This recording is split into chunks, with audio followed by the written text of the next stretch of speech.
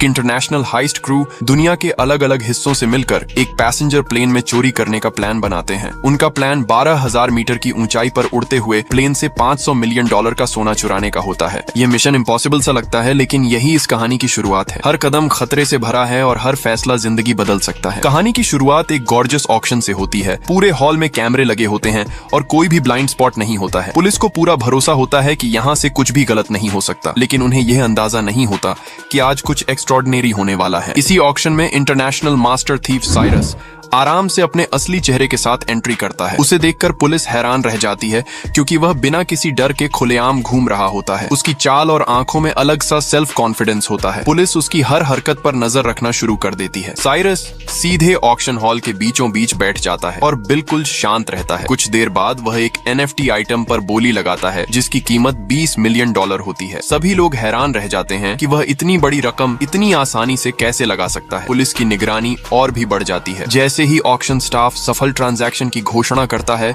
उसी पल साइरस अपने ईयरपीस से अपने अकॉम्प्लिसेस को ऑर्डर देता है। उसी समय स्टाफ मेंबर हथौड़ा मारकर ऑक्शन बंद करता है। अचानक पूरे हॉल में अलार्म बजने लगता है। हाल में अफरा तफरी मच जाती है और लोग इधर उधर भागने लगते हैं। CIA एजेंट एबी शुरू से ही साइरस पर नजर रखे होती है। जैसे ही वह साइरस को हरकत करते देखती है, वह तुरंत ऑक्शन स्टाफ को पूरा बिल्डिंग सील करने का ऑर्डर देती है। लेकिन तब तक बहुत देर हो चुकी थी। साइरस पहले ही NFT आर्टिस्ट को वहां से अपने साथ ले जा चुका था। उसी पल एबी को एहसास होता है कि अगर साइरस को NFT चुराना था तो सबसे आसान तरीका आर्टिस्ट को किडनैप करना था। उसे समझ आ जाता है कि यह सब एक स्मोक स्क्रीन था। वह जल्दी से हार्बर पर बोट मंगवाकर साइरस को रोकने की कोशिश करती है, लेकिन साइरस बिल्कुल भी घबराता नहीं है। साइरस अपने टीममेट मीसान को प्लान शुरू करने का इशारा करता है। मीसान तुरंत नेटवर्क इन्फिल्ट्रेट करता है और फायर अलार्म एक्टिवेट कर देता है। इससे एबी की सारी कोशिशें नाकाम हो जाती हैं। इसी बीच फीमेल पायलट कमीला पूरी शांति के साथ बोट की स्पीड बढ़ाती है और शार्प ड्रिफ्ट से तेज मोड़ लेती है। एबी हार मानने वालों में से नहीं होती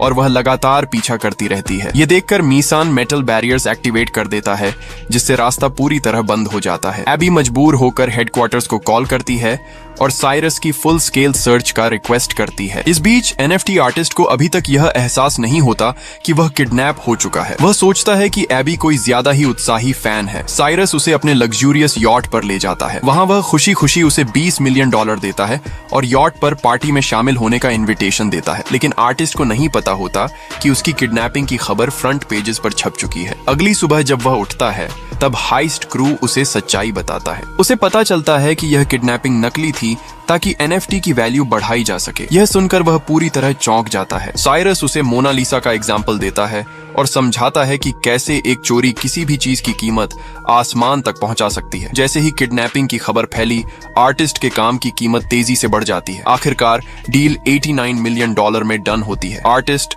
खुशी से झूम उठता है। उसी समय CIA को खबर मिलती है कि टेररिस्ट लीडर लार्स $500 मिलियन का इलीगल गोल्ड स्मगल करने वाला है। इससे भी ज्यादा चौंकाने वाली बात यह होती है कि एबी को साइरस को इस मिशन के लिए शामिल करने का आदेश दिया जाता है। एबी इस फैसले का जोरदार विरोध करती है। उसे लगता है कि एक चोर को CIA मिशन देना पूरी तरह मजाक होगा, लेकिन उसके सीनियर बताते हैं कि हालात बेहद गंभीर हैं। एबी को साइरस पर भरोसा नहीं होता, क्योंकि उनके बीच पास्ट में कड़वी यादें रही होती हैं। फिर भी उसके पास कोई और रास्ता नहीं बचता। मजबूरी में एबी साइरस से मिलने जाती है और उसे डील ऑफर करती है कि अगर मिशन सफल हुआ तो साइरस और उसकी पूरी टीम के पुराने क्राइम्स माफ कर दिए जाएंगे। साइरस इस बात से इंप्रेस होता है, लेकिन वह एक शर्त रखता है कि एबी भी इस मिशन में शामिल होगी। एबी को यह शर्त माननी पड़ती है। अगले दिन जब टीम को पता चलता है तो सब साइरस को पागल समझते हैं। उन्हें लगता है एबी CIA का ट्रैप हो सकती है, लेकिन साइरस सबको मजबूर करता है, क्योंकि एबी उनके सारे राज जानती है। आखिरकार पूरी टीम इस खतरनाक मिशन के लिए तैयार हो जाती है। कहानी यहीं से और भी ज्यादा रोमांचक मोड़ लेने वाली होती है। एबी अब पूरे मिशन की डिटेल एक्सप्लेन करना शुरू करती है। वह बताती है कि 17 दिन बाद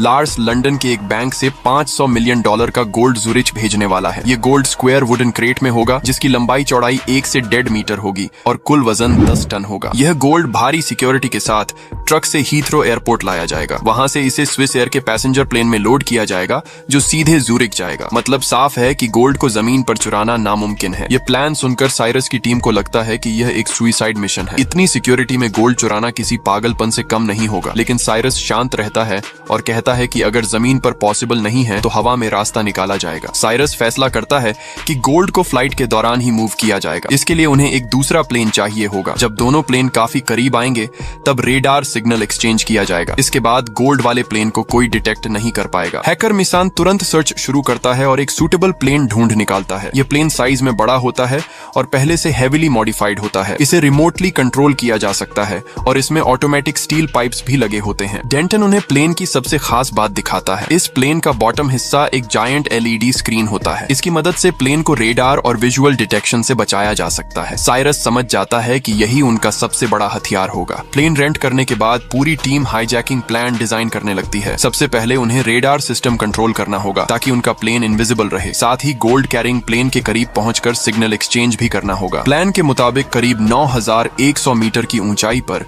सेफ खोला जाएगा। टीम कई दिनों तक ट्रेनिंग करती है और रियल लाइफ जैसी सिचुएशन सिमुलेट की जाती है। हर मेंबर को अपना रोल परफेक्टली याद कराया जाता है। लेकिन प्रैक्टिस के दौरान एक बहुत बड़ा प्रॉब्लम सामने आता है। दो प्लेन्स जो 1100 किलोमीटर प्रति घंटे की स्पीड से उड़ रहे हों, उनमें जैमर और ट्रांसपॉन्डर को एक साथ एक्टिवेट करना ऑलमोस्ट इम्पॉसिबल है। जरा सी गलती पूरे मिशन को बर्बाद कर सकती है। इस प्रॉब्लम का सिर्फ एक सोल्यूशन होता है। एयरलाइन के अंदर से किसी इनसाइडर की मदद चाहिए जो सही समय पर सिस्टम मैनिपुलेट कर सके। एबी तुरंत एक नाम याद करती है। ये आदमी व्हील चेयर पर रहता है और उसका नाम हैरी होता है। हैरी CIA का इंसाइडर होता है और एयरलाइन में काम कर रहा होता है। वह पैसेंजर फ्लाइट के कुछ ट्रांसपोर्ट स्टाफ को भी जानता होता है। साइरस सीधा उसे $1 मिलियन ऑफर करता है ताकि वह टेम्पोरेरीली टीम ज्वाइन करे। इतने पैसे देखकर हैरी मान जाता है। इसके बाद पूरी टीम दिन रात तैयारी में जुट जाती है। कोई सोता नहीं है और कोई आराम नहीं करता। हर सेकंड का सही इस्तेमाल किया जाता है क्योंकि गलती की कोई गुंजाइश नहीं होती। मिशन सिग्नल जैमर डिवाइस दिखाता है जिसे पैसेंजर प्लेन में इंस्टॉल किया जाना होता है, लेकिन उसका शेप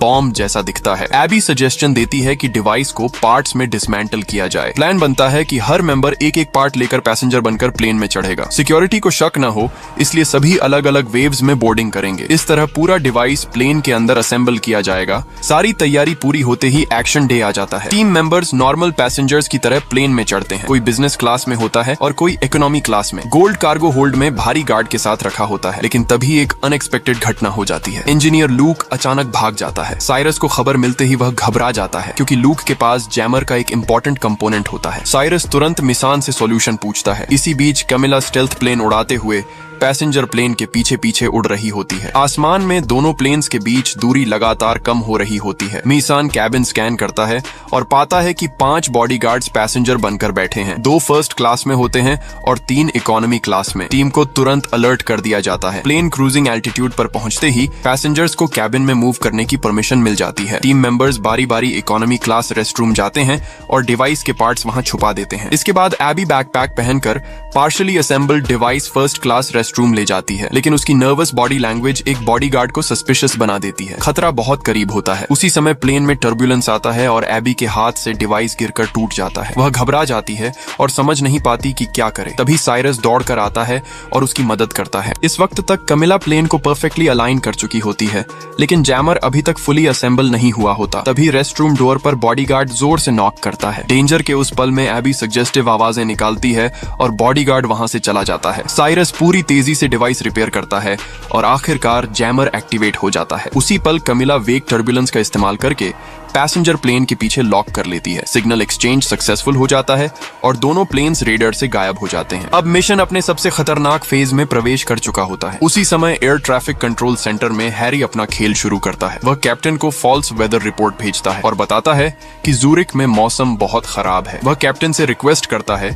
कि प्लेन को इमरजेंसी लैंडिंग के लिए बर्फीले पहाड़ों के बीच बने एयरपोर्ट की ओर मोड़ा जाए। हैरी अपना काम पूरा करने के बाद कमीला को सिग्नल भेज देता है। कमीला तुरंत अगला स्टेप एग्जीक्यूट करती है। वह रडार जैम करने वाला ड्रोन रिलीज करती है और पैसेंजर प्लेन से डिस्टेंस बढ़ा लेती है। अब दोनों प्लेन्स पूरी तरह कंट्रोल में होते हैं। कैप्टन पैसेंजर्स को इमरजेंसी लैंडिंग की अनाउंसमेंट करता है। कैबिन में हलचल होने लगती है और लोग घबरा जाते हैं। इसी बीच बॉडीगार्ड्स भी एक्टिव हो जाते हैं और सस्पिशियस मूवमेंट शुरू कर देते हैं। कार्गो होल्ड में मैग्नस अपना काम शुरू करता है। वह कंट्रोल पैनल पर बटन्स दबाने लगता है, लेकिन कुछ देर तक कोई रिस्पॉन्स नहीं आता है। हर किसी की सांस अटक जाती है। अगर सिस्टम फेल हो गया तो सब खत्म हो जाएगा। अचानक अगले ही पल सेफ अनलॉक हो जाता है। मैग्नस राहत की सांस लेता है और तुरंत पासवर्ड क्रैक करने लगता है। गोल्ड तक पहुंचने का रास्ता खुल चुका होता है, लेकिन तभी एक बॉडीगार्ड को कुछ गड़बड़ नजर आती है। वह तुरंत अलर्ट हो जाता है। बिना वक्त गंवाए कैबिन के अंदर फाइट शुरू हो जाती है। पैसेंजर्स चीखने लगते हैं और केओस फैल जाता है। इसी दौरान कैप्टन को भी कैबिन से अजीब आवाजें सुनाई देती हैं। वह स्थिति समझते ही नियरेस्ट एयरपोर्ट पर इमरजेंसी लैंडिंग का फैसला ले लेता है। प्लेन तेजी से नीचे उतरने लगता है। प्लेन जैसे ही एल्प्स के एयरपोर्ट पर लैंड करता है, बॉडीगार्ड साइरस को गन पॉइंट पर कार्गो होल्ड में ले जाते हैं। वे गोल्ड चेक करने का आदेश देते हैं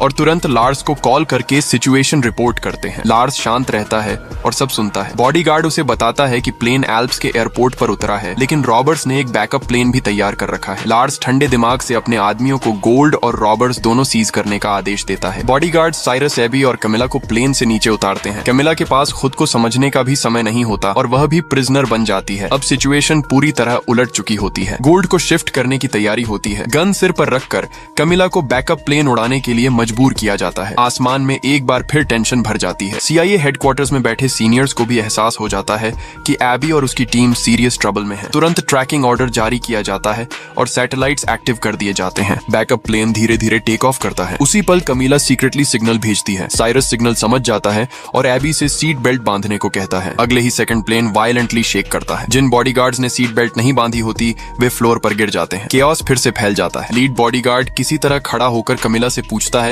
कि प्लेन क्यों हिल रहा है। कैमिला कामली जवाब देती है कि गोल्ड का वजन बहुत ज्यादा है। बॉडीगार्ड को शक तो होता है, लेकिन वह कुछ कर नहीं पाता। असल में कैमिला प्लेन की एक्सटर्नल स्टेल्थ लेयर को गिरा देती है। इसका मकसद CIA को रेडार पर दिखाई देना होता है। कुछ ही देर में CIA प्लेन डिटेक्ट कर लेती है। CIA तुरंत 2 F-35 फाइटर जेट सपोर्ट के लिए भेज देती है, लेकिन तभी एक ऑफिसर सीनियर को याद दिलाता है कि उनके पास लार्स के खिलाफ कोई सॉलिड एविडेंस नहीं है। सीनियर कुछ देर सोचता है और नेटो से कांटेक्ट करने का फैसला लेता है। टेररिस्ट थ्रेट का बहाना बनाकर प्लेन शूट डाउन करने की परमिशन मांगी जाती है। एबी की जान की परवाह भी नहीं की जाती। बॉडीगार्ड्स को लगता है कि यह सिर्फ एम्प्टी थ्रेट है। कैमिला प्लेन को आगे उड़ाती रहती है। बाहर फाइटर जेट्स मिसाइल्स रेडी करके फाइनल 60 सेकंड्स का काउंटडाउन शुरू कर देते हैं। पैसेंजर कैबिन में साइरस एक आखिरी दांव सोचता है। वह रिमोट कंट्रोल एक्टिवेट करता है। स्टील पाइप्स अचानक बाहर निकलती हैं और बॉडीगार्ड्स को जोर से जमीन पर पटक देती हैं। स्थिति एक बार फिर पलट जाती है और अब कंट्रोल वापस साइरस की टीम के हाथ में आने लगता है। साइरस बॉडीगार्ड को काबू में करता है और एबी तुरंत रिमोट कंट्रोल अपने हाथ में ले लेती है। वह प्लेन के फ्यूजलेज पर LED की मदद से सिविलियन शब्द लिख देती है ताकि बाहर से साफ दिख सके। यह एक आखिरी कोशिश होती है खुद को बचाने की। उसी समय कॉकपिट में कैमिला प्लेन को अचानक अपसाइड डाउन घुमा देती है। नेटो के फाइटर जेट्स ये देखकर हमला रोक देते हैं, लेकिन प्लेन बहुत तेजी से एल्टीट्यूड खोने लगता है और सिचुएशन और भी ज्यादा खतरनाक हो जाती है। एबी इस मौके का फायदा उठाती है और रिमोट से कार्गो होल्ड का दरवाजा खोल देती है। साइरस से जूझ रहा बॉडीगार्ड संतुलन खो देता है और सीधे खुले आसमान में गिर जाता है। एक सेकंड में सब कुछ खत्म हो जाता है। इसके बाद साइरस और एबी कॉकपिट की तरफ भागते हैं। वहां कैमिला अभी भी एक बॉडीगार्ड से लड़ रही होती है। तीनों मिलकर किसी तरह उसे भी काबू में कर लेते हैं, लेकिन अब प्लेन पूरी तरह डैमेज्ड हो चुका होता है। साइरस पायलट सीट पर बैठता है और पूरी ताकत से प्लेन को ऊपर खींचने की कोशिश करता है। तभी फ्यूजलाज का एक हिस्सा टूटकर टेल फिन से टकरा जाता है। प्लेन अब पूरी तरह कंट्रोल से बाहर हो जाता है। अब इमरजेंसी लैंडिंग के अलावा कोई रास्ता नहीं बचता। साइरस जल्दी से नीचे देखता है और एक हाईवे की तरफ प्लेन मोड़ देता है। ये फैसला जान बचाने के लिए लिया जाता है। प्लेन तेज रफ्तार में नीचे उतरता है और जमीन से टकराते ही फिसलने लगता है। प्लेन कंट्रोल से बाहर होकर सीधे लार्स की लग्जरी विला की तरफ बढ़ता है। विला में बैठा लार्स और गोल्ड रिसीव करने आई वुमन ये देखकर घबरा जाते हैं। किसी को समझ नहीं आता कि यह क्या हो रहा है। सड़क के दोनों तरफ लगे पेड़ प्लेन की रफ्तार को कम कर देते हैं। प्लेन टूटता हुआ विला के सामने आकर रुक जाता है। जोरदार आवाज के साथ सब कुछ शांत हो जाता है। साइरस, एबी और कैमिला टूटे हुए प्लेन से बाहर निकलते हैं। चारों तरफ अफरा तफरी मची होती है। उसी जगह 10 टन गोल्ड जमीन पर बिखरा पड़ा होता है। गोल्ड काउंट करने आई वुमन को अचानक मैसेज मिलता है कि डील में एक इन्फॉर्मेंट मौजूद है। वह तुरंत ट्रांजैक्शन रोकने का फैसला करती है। उसे शक हो जाता है कि कुछ बड़ी गड़बड़ है। वुमन ये भी समझ जाती है कि तीनों में से कोई एक पुलिस ऑफिसर है। वह कॉन्ट्रैक्ट तोड़ने की तैयारी करती है, लेकिन लार्स को ज्यादा बातों में भरोसा नहीं होता। वह बिना सोचे समझे 2 गोलियां चला देता है। वुमन वहीं गिर जाती है और उसकी मौत हो जाती है। लार्स के चेहरे पर कोई भाव नहीं होता, लेकिन उसे यह नहीं पता होता कि पैसेंजर प्लेन के कैमरा से माइक का बेटा ये सब रिकॉर्ड कर चुका होता है। जब लार्स गुस्से में पूछता है कि पुलिस ऑफिसर कौन है, तब साइरस आगे बढ़कर सामने आता है। लार्स गन उठाकर उसे मारने ही वाला होता है। तभी अचानक पुलिस फोर्स वहां पहुंच जाती है और चारों तरफ से घेर लेती है। लार्स घबराकर साइरस और उसकी टीम पर इलीगल ट्रेसपासिंग का आरोप लगाने लगता है। वह खुद को बचाने की कोशिश करता है। सिचुएशन कुछ ही पलों में पूरी तरह बदल जाती है। साइरस पुलिस को पूरी कहानी बताता है कि कैसे गोल्ड स्मगलिंग हो रही थी और कैसे मर्डर किया गया। उसी समय फ्यूसलाज पर प्रोजेक्टेड फुटेज में लार्स द्वारा की गई हत्या का सबूत दिखाया जाता है। अब लार्स के पास बचने का कोई रास्ता नहीं बचता। वह सिर झुकाकर अपना जुर्म कबूल करता है। उसका पूरा खेल वहीं खत्म हो जाता है। कुछ ही देर बाद CIA की टीम भी वहां पहुंच जाती है। एबी सब कुछ देखकर अंदर से टूट चुकी होती है। साइरस ये समझ जाता है कि अब उसे यहाँ से निकलना होगा। कमिला एक बोट तैयार करती है और साइरस उसके साथ निकलने की तैयारी करता है। एबी अपने सीनियर से पूछती है कि क्या नेटो को प्लेन गिराने का आदेश उसी ने दिया था। जवाब उसे पहले से पता होता है। गुस्से में एबी अपने सीनियर को एक पंच मारती है। फिर वह अपना बैट जमीन पर फेंक देती है और CIA से रिजाइन कर देती है। उसके चेहरे पर अजीब सी शांति होती है। इसके बाद एबी बिना पीछे देखे ओसाइरिस की बोट पर चढ़ जाती है। अब उसका रास्ता पूरी तरह बदल चुका होता है। कहानी अब अपने आखिरी और सबसे चौंकाने वाले मोड़ की तरफ बढ़ती है। बोट आगे बढ़ती है और पीछे केओस धीरे धीरे दूर होता जाता है। साइरस एबी को शांत करने की कोशिश करता है। समुद्र की हवा उनके चेहरों से टकरा रही होती है और पहली बार एबी को लगता है कि वह सच में आजाद है। साइरस उससे कहता है कि अब उसे पूरी सच्चाई जाननी चाहिए। साइरस एबी को बताता है कि यह मिशन शुरू से ही CIA के लिए नहीं था। एबी ये सुनकर चौंक जाती है। वह समझती थी कि गोल्ड CIA के हाथ में जाएगा, लेकिन साइरस मुस्कुराकर कहता है कि उसने कभी CIA पर भरोसा नहीं किया। साइरस समझाता है कि ब्रसल्स में जब हैरी को रिक्रूट किया गया था तभी असली प्लान एग्जीक्यूट हो चुका था। उसी समय मैग्नस ने असली गोल्ड को फेक गोल्ड से रिप्लेस कर दिया था। असली गोल्ड आयरन बार्स से ढका हुआ था जिन पर सिर्फ गोल्ड पेंट लगा था। ये fake gold crates Swiss air cargo plane से भेज दिए गए थे। पैसेंजर प्लेन में जो ड्रामा हुआ वह सिर्फ अटेंशन डाइवर्ट करने के लिए था। CIA और लार्स दोनों का फोकस उसी प्लेन पर था। असल में मैग्नस दूसरे प्लेन का इंतजार कर रहा था। जैसे ही सही मोमेंट आया, क्रेट्स को मिड एयर स्वैप कर दिया गया। ये सबसे रिस्की हिस्सा था, लेकिन प्लान परफेक्टली एग्जीक्यूट हुआ। साइरस बताता है कि इंजीनियर लूक का भागना भी ड्रामा था। एबी को लगता था कि लूक डर गया है, लेकिन सच यह था कि लूक को साइरस ने एक बहुत जरूरी काम सौंपा था। लूक का काम था यह इंश्योर करना कि असली गोल्ड सेफ तरीके से वाटर में उतारा जाए। गोल्ड को स्पेशली डिजाइंड कंटेनर में सील किया गया था जो वाटर में सिंक नहीं करता। जब CIA और पुलिस ग्राउंड पर स्क्रैप मेटल से भरे क्रेट संभाल रहे थे, तब असली गोल्ड पहले ही समुद्र में सुरक्षित छुपा दिया गया था। CIA को बदले में सिर्फ बेकार लोहा मिला। एबी ये सब सुनकर जोर से हंस पड़ती है। उसे यकीन नहीं होता कि इतने बड़े लेवल पर CIA को मैनिपुलेट किया गया। उसे समझ आ जाता है कि साइरस की टीम ने शुरू से एंड तक हर चाल खुद कंट्रोल की थी। साइरस साफ शब्दों में कहता है कि उनकी टीम कभी किसी सिस्टम के लिए काम नहीं करती। वे सिर्फ खुद पर भरोसा करते हैं। यही वजह है कि एबी को मिशन में शामिल किया गया था। टीम के बाकी मेंबर्स भी पहुंच जाते हैं। सब एक दूसरे को गले लगाते हैं। इतने दिनों बाद पूरी टीम फिर से एक साथ होती है। हर किसी की आंखों में खुशी और सुकून होता है। एबी अब ऑफिशियली इस टीम का हिस्सा बन चुकी होती है। उसके चेहरे पर कोई डर नहीं होता, सिर्फ एक्साइटमेंट और आजादी की चमक होती है। साइरस एबी को एक रिमोट कंट्रोल पकड़ाता है। वह कहता है कि अब आखिरी स्टेप उसका है। एबी बिना कुछ पूछे रिमोट का बटन दबा देती है। समुद्र की सरफेस हिलने लगती है। धीरे धीरे पानी के नीचे से मेटल कंटेनर्स ऊपर आने लगते हैं। कुछ ही सेकंड्स में 10 टन गोल्ड पानी से बाहर दिखाई देने लगता है। एबी की आंखें खुली की खुली रह जाती हैं। वह गहरी सांस लेती है और अपने अंदर एक अजीब सी राहत महसूस करती है। उसे लगता है जैसे उसके अंदर का बोझ पूरी तरह उतर गया हो। साइरस उसे देखता है और हल्की सी मुस्कान देता है। टीम के सभी लोग गोल्ड को देखते रहते हैं जो पानी से बाहर निकल चुका होता है। 10 टन सोना उनके सामने होता है और उसकी कीमत $500 मिलियन होती है। ये वही गोल्ड होता है जिसके लिए इतनी बड़ी लड़ाई लड़ी गई थी। एबी कुछ पल तक चुप रहती है और फिर उसे अपनी पुरानी जिंदगी याद आती है जहां हर दिन रूल्स और ऑर्डर्स में बीतता था। अब उसे लगता है कि उसने सही फैसला लिया है। साइरस साफ साफ कह देता है कि उसने गोल्ड चुराने की बात एबी से जानबूझकर छुपाई थी। अगर वह पहले जान जाती तो CIA का दबाव उसे तोड़ सकता था। एबी यह बात समझ जाती है और उसे कोई शिकायत नहीं रहती। टीम के बाकी मेंबर्स भी एबी को ऑफिशियली वेलकम करते हैं। हर कोई साइरस की लीडरशिप की तारीफ करता है। साइरस टीम से कहता है कि यह अंत नहीं बल्कि एक नई शुरुआत है। आगे और भी बड़े प्लान्स उनका इंतजार कर रहे हैं। यहीं पर आज की यह कहानी खत्म होती है। आपको ये मूवी कैसी लगी? अपना ओपिनियन कमेंट में जरूर बताइए। ऐसी ही और स्टोरीज के लिए चैनल को सब्सक्राइब करना ना भूलें।